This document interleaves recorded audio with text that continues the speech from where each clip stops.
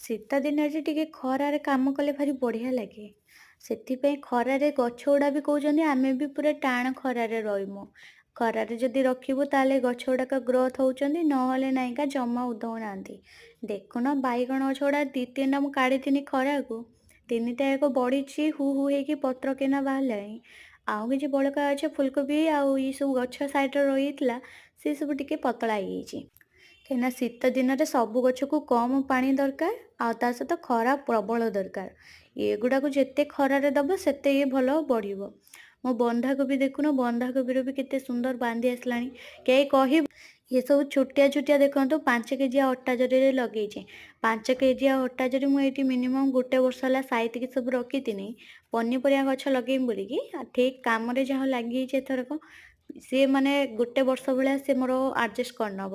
Grow bag ଗୁଡ଼ାକ ଏଥର ବହୁତ କିଣିଛି, କିନ୍ତୁ ଗ୍ରୋ ବ୍ୟାଗ୍ ଯେତେ ଲଗେଇଲେ କ'ଣ ହବ, ଗଛ ଆହୁରି ପ୍ରବଳ ମିଳିଯାଉଛି, ତା ସହିତ ହେଉଛି ଗଛ ଆହୁରି ଅଧିକା ଲଗେଇବାକୁ ବି ଇଚ୍ଛାଟା ହେଉଛି।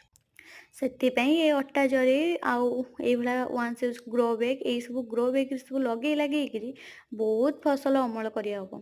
ଖାଲି ଚେଷ୍ଟା ମନୋବଳ ସେମିତି ଯଦି ଟିକେ ଥିବ ନା, ତାହେଲେ ସବୁ ସମ୍ଭବ ହେବ। ଏଠି ସବୁ ଆଜି ଛାତ ଗୁଡ଼ାକ କେତେ ଧୂଳି ଦେଖୁନାହାନ୍ତି। ଆଉ ଗୋଟେ ଭଲ କଥା ହେଲା, ମୋ ଛାତ ଉପରେ ନା ମୁଁ ସବୁ କୁଣ୍ଡ ତଳେ ଦେଖିବେ ମୋର ଥର୍ମୋକୋଲ୍ ପେଟି ଥିବ। ଆଉ ଫୁଲ ଗଛ କୁଣ୍ଡ ତଳେ ଥିବ ଟାଇଲି କିମ୍ବା ହେଉଛି ଏଇଭଳିଆ ଥର୍ମୋକୋଲ୍ ପେଟି।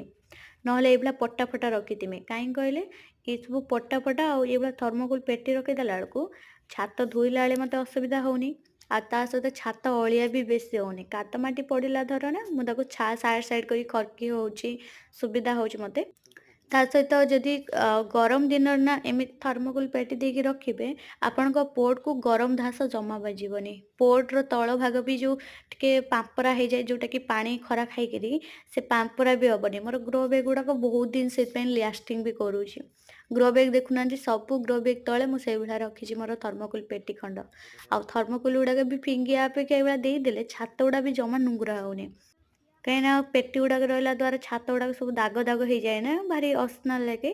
ତ ଇଏ ଥର୍ମୋକୋଲ୍ ପେଟି ଦେବା ଦ୍ୱାରା କିଛି ବି ହେଉନି, ପୁରା କ୍ଲିନ୍ ରହୁଛି ଛାତଟା ବି। ଆଉ କୁଣ୍ଡ ବି ପୁରା ମାନେ ବଢ଼ିଆ ରହୁଛି। କୁଣ୍ଡ ଜରି ପରି କିଛି ପାମ୍ପରା ହେଉନି, ଘୁରୁ ନାହିଁ, କିଛି ବି ମାନେ ନଷ୍ଟ ହେଉନି, ବଢ଼ିଆ।